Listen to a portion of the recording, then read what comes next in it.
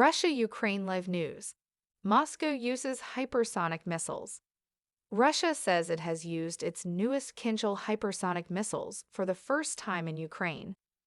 Chinese President Xi Jinping tells Joe Biden that all sides must support Russia-Ukraine dialogue.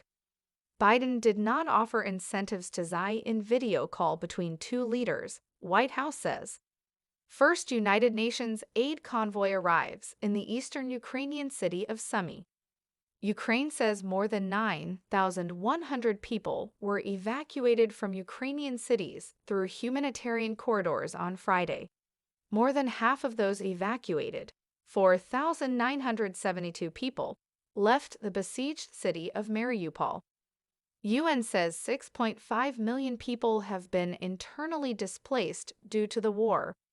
Local police in the town of Makariv near Kyiv say at least 7 people were killed and 5 others injured following a mortar attack by Russian forces.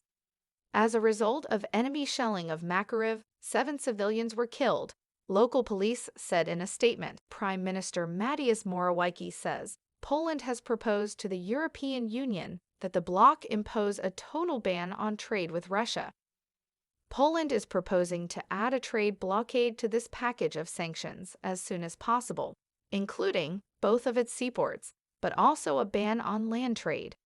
Fully cutting off Russia's trade would further force Russia to consider whether it would be better to stop this cruel war. Morawiecki said earlier this week EU member states agreed on a 4th package of sanctions against Russia. Details were not disclosed, but the French presidency said Russia's most favored nation trade status would be revoked.